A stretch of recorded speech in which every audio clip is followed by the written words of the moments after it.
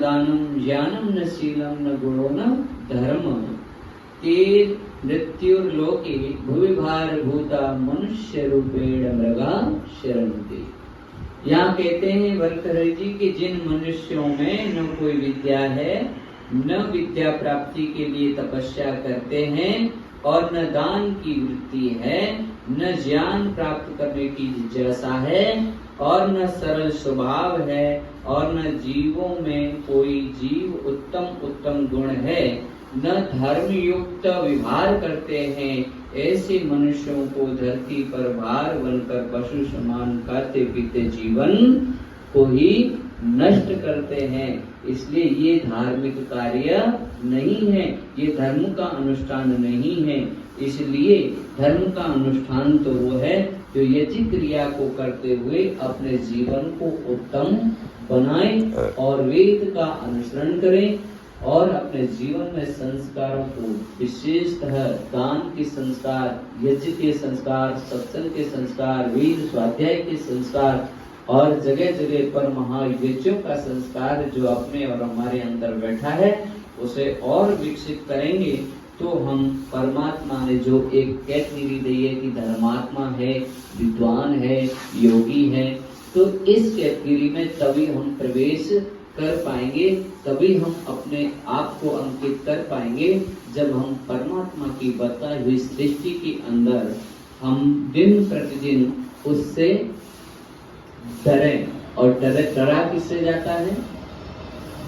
जो विरुद्ध कार्य होता है, जो सत्य के विरुद्ध असत्य है, उससे हमें डरना चाहिए। जो धर्म के प्रति अधर्म है उससे हमें डरना चाहिए।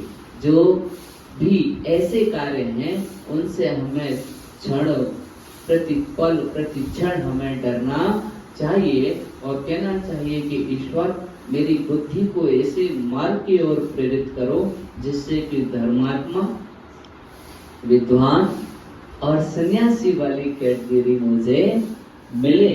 ऐसे कर्मों में हमेशा प्रवृत्त होते रहूं।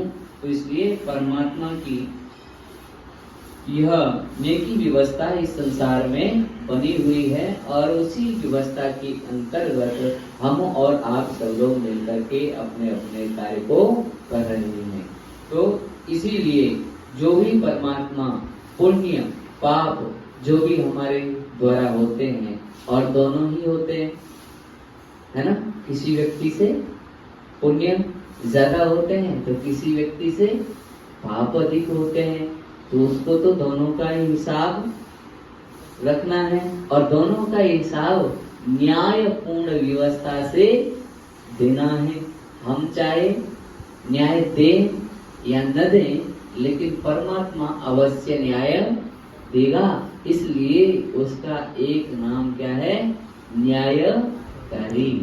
तो उस न्यायकारी से हमें अवश्य ही डरना चाहिए और हमें उत्तम जो कार्य उस न्यायकारी ने बताए हैं कि आप पुण्य कार्य करो, पुनीत कार्य करो, तो यही पुनीत कार्य हमारे यज्ञ करना, दान देना, विद्यार्जन करना, सत्संग करना और वेद स्वाध्याय को निरंतर करते रहना, यही हमारे पुनीत कार्य हैं।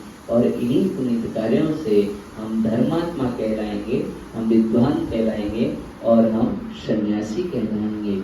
इसलिए परमपिता परमात्मा से हम प्रार्थना करते हैं, हे प्रभु, आपसे हम डरेंगे तो सिर्फ पाप करते हुए डरेंगे, पुण्य करते हुए कदापि नहीं डरेंगे।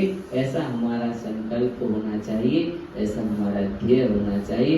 इसलिए हे परमपिता परमात्मा, हमको सद्बुद्धि दे, शक्ति दे और हम इस कार्य में मनुष्य जीवन जो मिला है उसे करने में, उसे जीने में हम सफल हों। इन्हीं विचारों के साथ मैं अपनी बात को विराम करता हूँ। इति ओम शांति।